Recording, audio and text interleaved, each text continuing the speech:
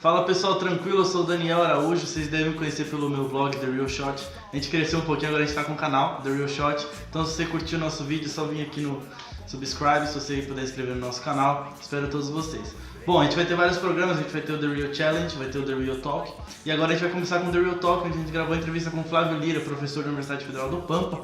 Foi um vídeo muito bacana, a gente falou de tudo um pouco, falou de esporte, falou de homossexualismo, falou de RI, falou de política brasileira, então eu espero que vocês curtam. Teve um pessoal, gente, a gente gravou numa praça ali no Uruguai, foi muito tranquilo. Só que teve um pessoal que ficou fazendo um pouco de barulho, então a gente pede perdão por isso. Vamos melhorar nos próximos vídeos, mas espero que vocês gostem. Obrigado. De papel, da caneta oratória, seguindo e escrevendo a história, com o mic à mão e uma busca, dá valor pra quem chora da mesma lágrima e sente do mesmo amor, pra quem divide da mesma autenticidade de ser e existir, e chorar, e sorrir, sem fugir, ver que viver é salto e não se fica imparcial, vida é manancial e não se escolhe, não decide. Alimentar a chama do sonho, amar, procurar a alma que se perder, aquecer a esperança que esfriar e não deixar de... Primeiramente, gostaria que você falasse sobre você, como foi o menino Lira andando na cidade de São Paulo, no começo ali, e como que a RI apareceu para você e por que você escolheu estudar RI primeiramente.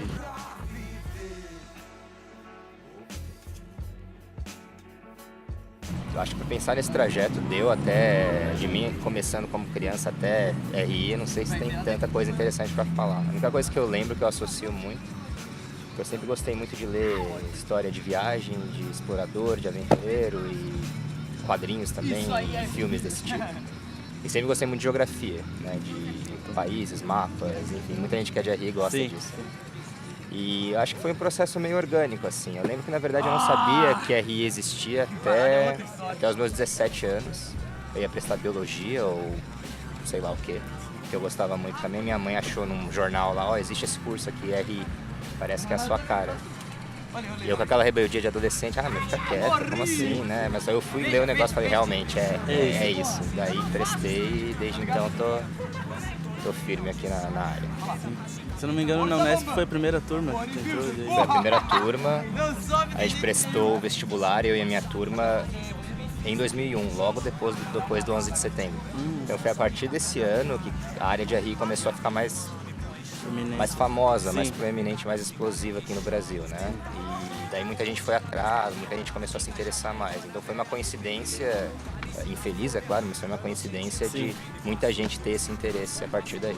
E é o que marca até, porque muitas pessoas falam, vocês estudam mais as tragédias que acontecem, mas, falam também da importância da língua, né? E tem dá aula de inglês pra gente aqui na Unipampa, e qual a importância das línguas que você pensa assim, pra nossa profissão no futuro? Para a profissão é fundamental, né? Não tem nem o que falar. Eu acho que você ser um internacionalista de sucesso, eu digo internacionalista de sucesso, é aquele que consegue ter uma sensibilidade boa em relação às outras culturas. A sua sensibilidade nunca vai muito longe se você não tem um controle sobre a língua alheia. Isso já é um ponto extremamente positivo. E segundo, é que eu acho que como ser humano de uma maneira geral, você falar um outro idioma quer dizer você conseguir ter participação em qualquer outra cultura de uma maneira mais eficiente. Senão você acaba ficando muito limitado, querendo ou não. Eu sinto isso até nas minhas viagens de turismo, quando eu trabalhei na área do turismo, tinha muita gente que não sabia a língua e mesmo assim queria conhecer. Então muita gente ia para Paris e tal e não falava o francês ou até o mesmo inglês, e elas sentiam que só conheceram um lugar, mas não conheceram a cultura, né? Exato. Então acho que é muito importante a questão da língua para você conhecer a cultura e as pessoas do local, e isso muda totalmente a sua experiência, né, com viagem. E eu queria também que você me dissesse como foi o estudo do RI no começo ali, teve uma dificuldade de professores ou não, e como que é para você ver como as RI cresceram no Brasil, desde quando tu começou até agora? A gente teve algumas levas importantes de RI, né? Primeiro os cursos principais em Brasília, isso, né, quando eu já ainda era criança e tudo mais, e alguns cursos em São Paulo e no Rio. Mas começou a ter muito curso de RI no Brasil mesmo, foi a partir dos anos 90 e começo dos anos 2000. A partir daí cresceu muito, né, disparou. E sim, na época que eu fazia, tive ótimos professores, mas nenhum deles de RI. Nenhum. A gente se formou, tive uma só substituta, a grande professora Jaqueline, mas os outros eram ótimos professores, mas nenhum da área de RI. E porque não tinha gente também formada em RI. Sim. Então, assim, hoje você tem já professores de RI dando aula para RI, a área cresceu muito, as pesquisas estão bastante qualificadas, mas a gente ainda tem muita coisa para construir. E como foi para você essa mudança de São Paulo, um grande centro, para Santana do Livramento? Tipo, para mim, foi uma mudança drástica. Eu sinto que eu cresci muito, porque eu passei a conhecer mais o lado pessoal de se viver. Não sei se tu entende o que eu quero dizer, porque em São Paulo a gente pensa muito no profissional, no resultado, e a gente acaba esquecendo das relações interpessoais. E vindo pra cá, ainda mais numa fronteira, eu comecei a conhecer mais pessoas daqui, o gaúcho, que é um ponto diferente no Brasil, eu acho muito interessante isso. Sim. E também o uruguaio, como foi essa experiência, a Unipampa também, como a importância disso pra ti? De paulistano para paulistano, assim, a gente, para defender um pouco a nossa má fama, né, para atacar essa nossa má fama, que muita gente fala que paulistano é meio chato. Se a gente é chato, é porque a gente não tem tempo para nada lá, né, para bem ou para mal. Então, isso das relações interpessoais que você falou, né, é um universo que acaba sendo muito afetado. Você não conhece seu vizinho, você, né, não conhece o seu colega de trabalho, vocês não saem depois do trabalho, do estudo, é tudo casa, trabalho, trabalho, estudo, né? E eu estava num ponto, por mais que eu adore São Paulo, adoro ainda, faz parte de mim, da minha identidade, etc., eu estava me cansando um pouco essa rotina. Conheci aqui já, achava uma região interessante, sempre gostei do Prata, né, do Uruguai, Argentina e essa região de fronteira do Brasil. Teve a oportunidade para vir para cá com um curso que eu gostava também, que era RI, que eu queria trabalhar, e eu li o útil ao agradável, e desde então fazem quase 7 anos já. Muito bom. E Londres, para você, como foi essa experiência? A Inglaterra em si, como foi morar ali? Londres, eu fiquei 1 ano em Londres como pesquisador visitante lá no King's College. A ideia era desenvolver uma pesquisa sobre o cenário energético no Brasil, né, uma perspectiva mais geopolítica. Isso é chato, né, para ficar falando aqui, mas o que é legal é a experiência mesmo em Londres, talvez, e daí, claro, é uma experiência fenomenal, não tem o que falar, uma cidade global, uma cidade muito aberta, assim, e como você bem falou, não importa isso que eu acho que eu aprendi morando lá, quer você mora em Livramento aqui na fronteira, quer você mora numa cidade grande como Londres, dá para você crescer muito nos dois lugares, você cresce de maneiras diferentes, né? Então lá eu acho que eu cresci, lógico, por essa vivência internacional, e eu espero, lógico, que seja a primeira de várias, né? Mas eu já me sinto meio internacional morando aqui. Sim. Queria uma opinião sua sobre a situação da política brasileira atual. Dá pra gente considerar isso uma política? Porque tá uma bagunça, a gente pode dizer assim, mas é uma bagunça arquitetada ou são fatos que vão levando a outros? Bom, primeiro sim, é política, porque política é isso, é esse jogo de poder, jogo de dominação, jogo de interesses, isso é política, isso define política para bem ou para mal. Eu acho que está sofrível o nosso cenário político. Eu não vou exagerar e dizer que é o pior que já teve, porque a gente já teve situações no mínimo similares ou talvez até piores. Mas está muito ruim, E se é arquitetada ou não, eu acho que em larga escala é. O que eu, de novo, não sou especialista em política nacional, né? Minha área é política internacional, mas claro, a gente sempre faz essas inter-relações. O que eu percebo é que existem pessoas na política formal, representantes como deputados, senadores, alguns sabem muito bem o que estão fazendo, outros não sabem o que estão fazendo. Em especial em alguns setores tem uma população muito grande desses representantes que não sabem o que estão fazendo, que votam em bloco, que vão junto com o partido. E eu acho que esse é um problema muito sério porque a política não é qualificada no nível individual. Aquele deputado, aquele senador, algumas vezes ele pode não estar votando por algo que ele realmente conhece e sabe os efeitos que vai ter. Ele vota porque o partido está mandando, ele vota porque aquele é o momento de ânimo que o país está vivendo, mas sem realmente analisar isso, é claro que vai criar uma crise, porque no mínimo cria uma crise de representatividade de um lado, quer dizer, ele não está levando em consideração que pode afetar o eleitor, mas também uma crise maior sociopolítica que pode advir de uma atitude, uma votação equivocada. Eu tenho uma opinião que essa crise que ocorre na política brasileira há muito tempo, e agora é um dos momentos que são mais agravantes, mas a política brasileira sempre foi problemática, a gente pode dizer assim. Eu acho que isso é um problema que vem da população mesmo, né? E muita gente fala, é problema da cultura brasileira. Mas eu não consigo aceitar que é um problema da cultura, acho que é um problema que a cada geração vai se enraizando, mas não é na cultura, é na personalidade do brasileiro. Acho que não vai na cultura em si. Porque o momento que a cultura brasileira teve no seu ápice, eu considero assim, na época da MPB ali com Caetano Veloso e Gilberto Gil, uma postura anti-ditadura, contra a ditadura, e funcionou. De certa forma, tipo, a população foi junto com esse movimento cultural e a gente conseguiu sair desse sistema de ditadura.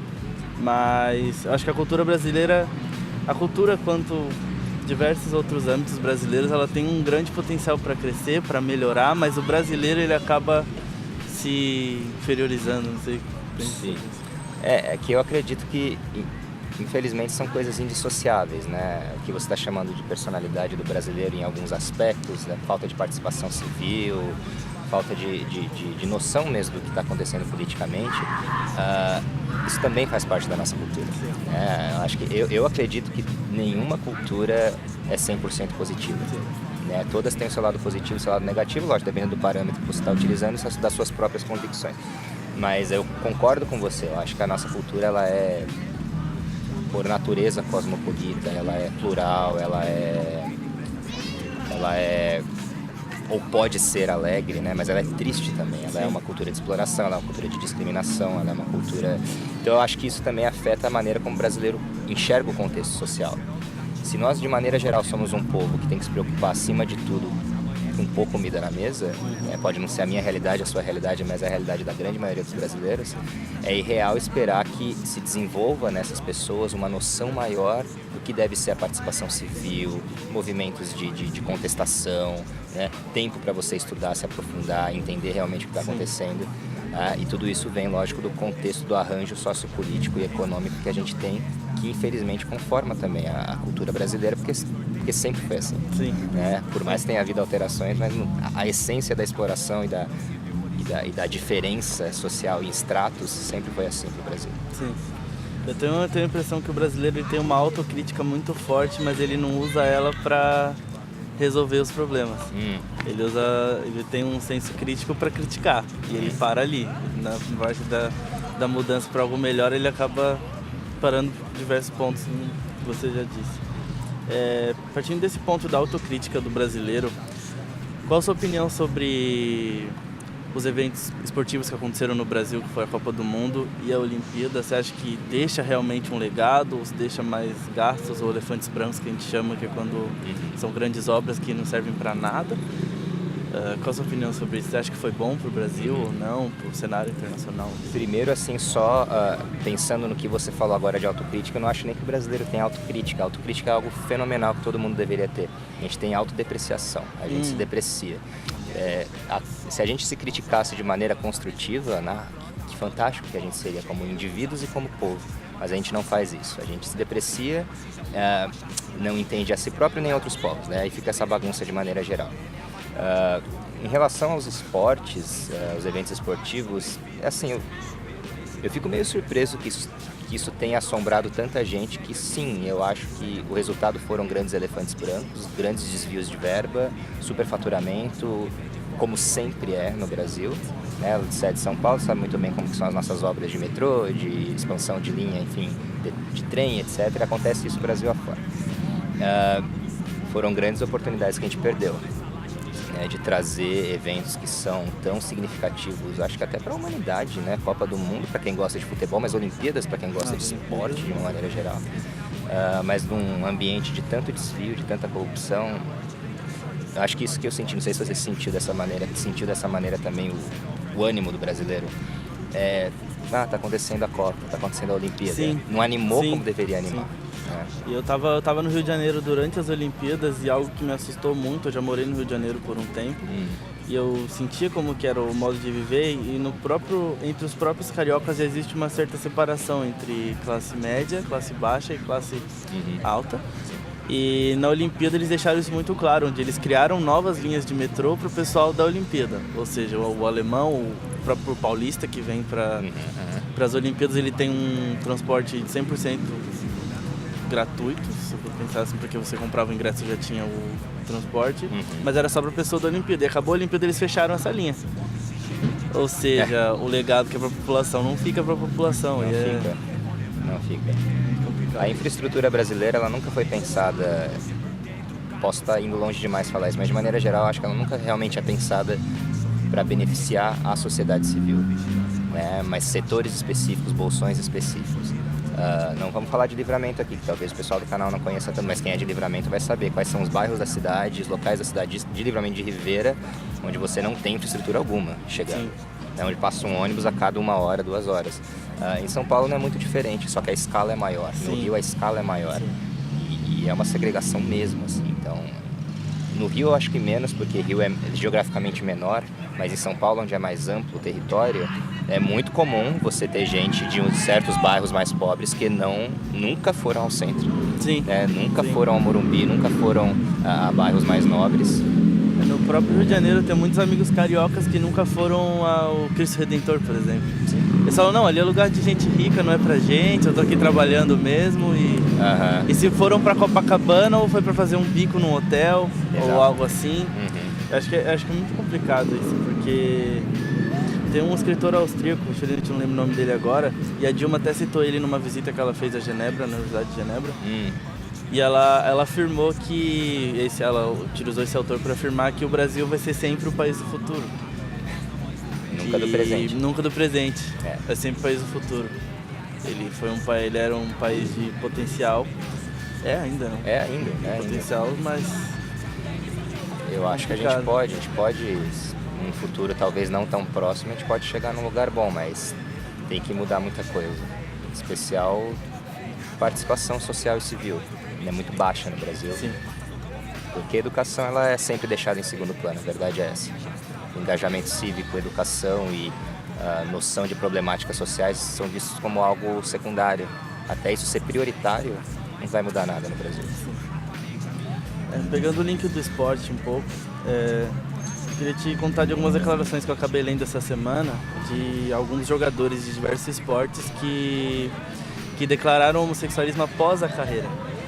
Ou então tem o caso do Magic Johnson, que é um astro do basquete, ele teve o caso de AIDS, e ele sofre, ele vive, né, com a AIDS até hoje, e ele teve que parar de jogar.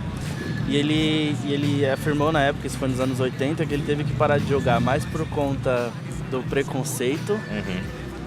Ele não é homossexual, ele teve por causa de uma droga, mas ele falou que o preconceito que existia por conta da doença foi maior do que a doença em si, que ele poderia trabalhar por mais 3, 4 anos convivendo com a doença, mas por conta do preconceito do povo, ele teve que parar. E tem outros casos de jogadores de futebol americano que dizem que começaram a jogar para disfarçar da família e algo assim. E no futebol brasileiro a gente tem diversos jogadores que não declararam homossexualidade. Alguns dizem que são casados, tal, mas sofrem um preconceito. E tem times que falam, não quero esse jogador por conta disso e daquilo. Eu queria saber a sua opinião sobre isso. Eu acho que é um gancho legal, né, com a questão do esporte, assim, porque eu acho que esportes e grandes eventos esportivos, eles servem também deveriam servir para integrar, para fazer uma comunhão, enfim, de tipos diferentes de pessoas. Então, grupos específicos, você me falou aqui do pessoal que não é da elite, às vezes que não usufrui e não desfruta de determinados esportes, né? Você já tem essa segregação em alguns esportes, a gente sabe, nem todos os esportes são esportes populares. E também tem grupos específicos aí sociais que não se sentem à vontade. Estou falando dos homossexuais, isso é muito comum, porque em especial esses esportes vistos como mais, eu não sei, mais masculinos, mais... eu não sei, eles têm trazem, eu acho, consigo essa aura de você talvez fechar um espaço que é 100% masculino. Sim. Só que o que é mal resolvido, eu acho, é a noção do que é masculino. Ninguém nunca fala ser masculino né? Sim. É ter homem lá dentro, enfim, ter determinados comportamentos, gostar de um determinado tipo de pessoa, mulher, homem, né? Agora, como é que se materializa no dia a dia, é o que você está falando, né? A homofobia que a gente tem nos outros âmbitos sociais e no esporte é muito forte, né? Tanto para os jogadores quanto para os torcedores também. Sim. Muita gente evita ir ao estádio, muita gente jamais iria com um namorado, se é um homem com uma namorada, se é uma menina para o estádio, ou se fosse disfarçaria. E os atletas, é claro, né? Eles têm que representar, eu acho que aquela persona de ser mais um homem lá dentro, eles muitas vezes têm que viver com essa agenda também. Tem até um caso da torcida do Corinthians, né, que para muitos é considerado uma torcida mais de macho, pode dizer assim, usando o português mais Sim. claro. E eles criaram uma torcida para homossexuais e essa torcida não durou nem uma semana. Falaram, não, vocês não vão frequentar o estádio, que assiste no lugar de vocês. Sim. A gente não... Acho complicado essa situação, mas tem até outros esportes que as pessoas, tipo, e eu sinto também, que nas Olimpíadas eu sinto isso muito, que o preconceito é mais com o homem sexual do que com a mulher.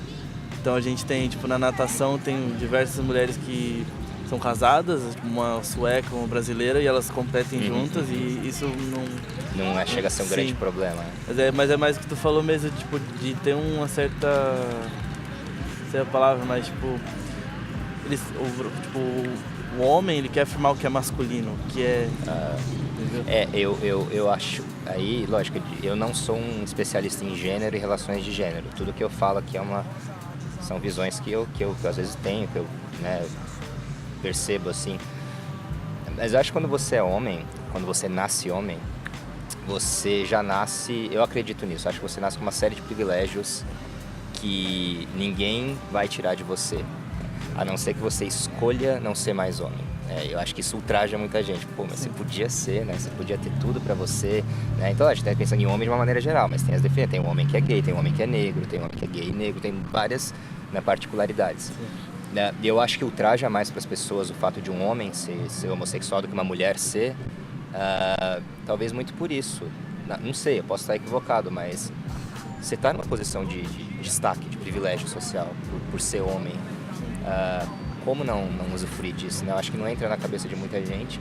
E fora aquele outro ponto, que muitas pessoas se sentem, eu acho, um pouco ameaçadas em relação à própria sexualidade se tiver um amigo que é gay, o que os outros vão pensar. Tem até uma frase né? reconhecida, não tenho nada contra, tem até amigos que são, dizem assim, né? Complicado. Qualquer frase que começa com não tenho nada contra, você já sabe que tem vem algo besteira contra. depois. Bom, agora a entrevista está finalizada e agora a gente tem 2 quadros. Um chama um ou outro, onde eu vou te dizer 2 personalidades, você vai escolher uma e por quê. Tá. E a outra de 0 a 10, eu vou dizer uma pessoa e você me dá uma nota de 0 a 10 e por quê. 0 a 10? Isso. Tá bom. Começando com o outro, Lula ou Dilma? Tem que ser um ou outro. Um ou outro. Você começou com um bem complicado, hein? Olha, se alguns anos atrás eu talvez escolhesse o Lula.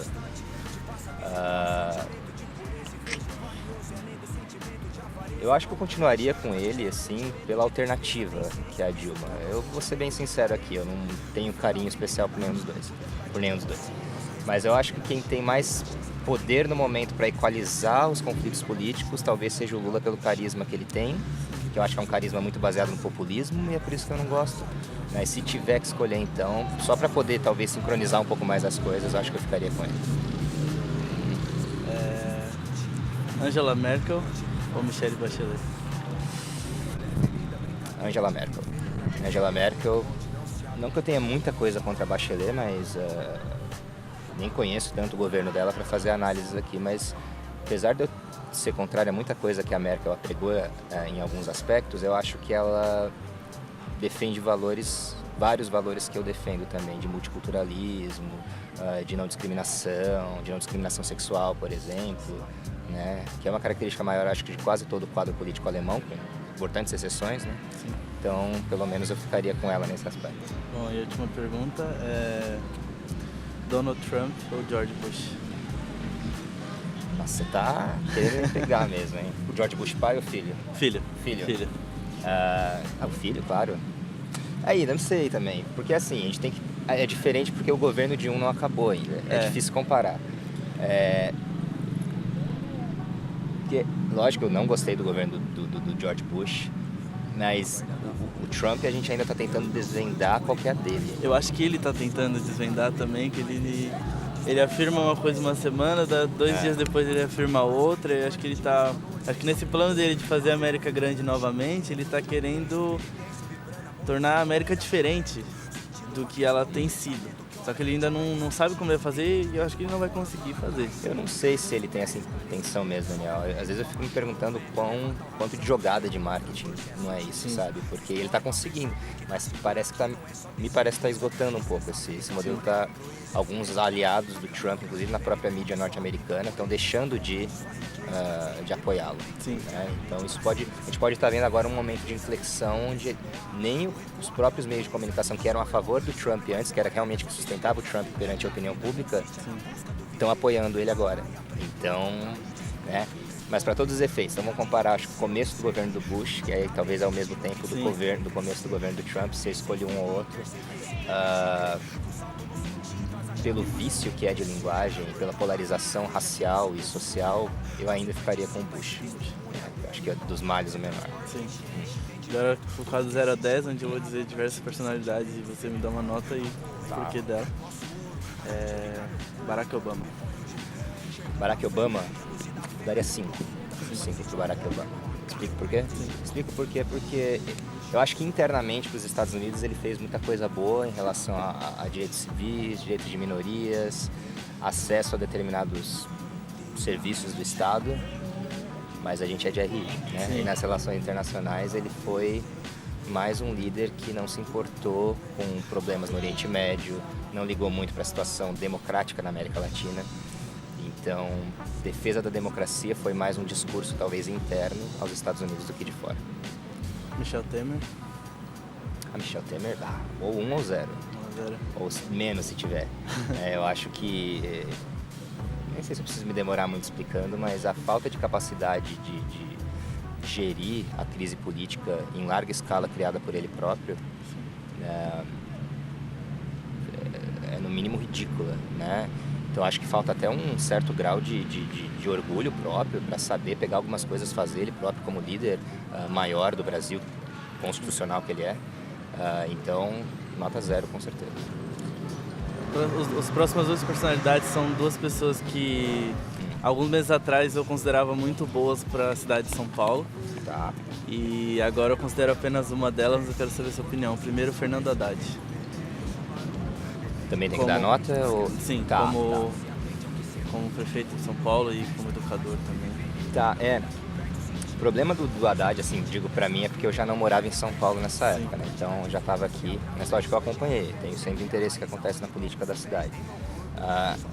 Cara, eu acho que eu daria um 7, talvez, pra ele, 7 ou 8, porque eu acho que ele, em muitos aspectos, ele fez o que ele pôde fazer. Alguns falam que ele deveria ter sido mais ousado, que ele deveria ter enfrentado mais. Eu não acompanhei tanto a política local para saber exatamente o que ele poderia ter feito. Mas, por exemplo, por mais que tenha sido atropelada, por mais que tenha sido confusa a questão das ciclovias, vamos pensar nas ciclovias. Sim. Como você é contra um negócio daquele? Eu não consigo entender. É complicado. Mas a gente consegue entender que a gente é paulistano, a gente sabe Sim. como é que a cabeça do paulistano funciona. Ele não quer porque ele não quer. E tem todo uma razão assim social de não dividir a cidade, o espaço, mas não tem como ser contra. Então nesse aspecto de enfrentar, de ousar, de promover a cultura popular e a movimentação em São Paulo, eu acho que ele foi bem. Eu daria um 7 talvez. Eu daria um 7,5 também. Você Eu tá. gostei muito da atuação dele no governo de São Paulo. E João Dória, ele foi muito querido pelos paulistanos no começo e agora parece que... Olha, todo respeito aos meus conterrâneos aí que votaram no Dória, eu acho que é um grande exemplo daquele grupo de pessoas que não faz uma pesquisa prévia em relação ao candidato. Vou votar no cara porque ele apresentava o quê? O show business. Eu nem sei se tem esse programa mais, não sei se você lembra. Eu assistia quando era pequeno. Horrível, um programa passava de madrugada, que ninguém assistia. Quando você estava com insônia, você viu o João Dória lá. E não tô nem falando mal do programa, que às vezes você acabava assistindo o programa. Mas pensar num gestor privado como sendo igual a um gestor público é uma ingenuidade muito grande. Os interesses são outros, as correlações de força são outras. Eu nunca fui muito fã então dele, dessa proposta de ser um líder, um gerente da cidade de São Paulo. Então nisso ele já estaria com uns 2 para mim. Agora, como ele tem tratado em especial a população de rua de São Paulo, as populações mais carentes, os estudantes agora tirando o direito de extensão do passe no transporte público, que diminuiu o tempo, 0 ou menos 1, com certeza. Agora a última personalidade, você mesmo, que nota você daria para Flávia Lira? Isso eu me recuso a responder, não tem como. Nota que eu daria, daí você tem que perguntar para eu tenho que ir num terapeuta e o terapeuta Sim, tem que falar para você tá que nota que eu sou. Eu prefiro pegar a nota de pessoas que vivem comigo, que se relacionam comigo. Eu confio mais na perspectiva delas em relação a mim do que a minha mesma. Sim. Bom, eu te daria nota 10. Muito obrigado. Sou muito fã do seu trabalho, da sua personalidade. Eu E agradeço por ter aceito o convite. Espero a gente fazer mais coisas mais vezes. Vamos fazer sim, eu que agradeço de novo, tá? Tenho certeza que você vai conquistar o mundo, que nem a gente falou daquela vez, tá indo para Portugal agora. Sim. E eu acho que é de lá para cima, né? Tomara. E começo de vários projetos, vários planos seus. Aproveita lá a Europa, é um continente muito interessante. Portugal é um país muito bacana também. E espero ver bastante desses vídeos feitos lá também. É isso aí, pode deixar. Certo? Obrigado, Valeu, Lira. cara. Até mais. Com eu e a harmonia trouxe eu e você em comunhão. Porque o que realmente importa nessa vida torta, lei de um sonho sonhado junto num tempo que já não volta mais.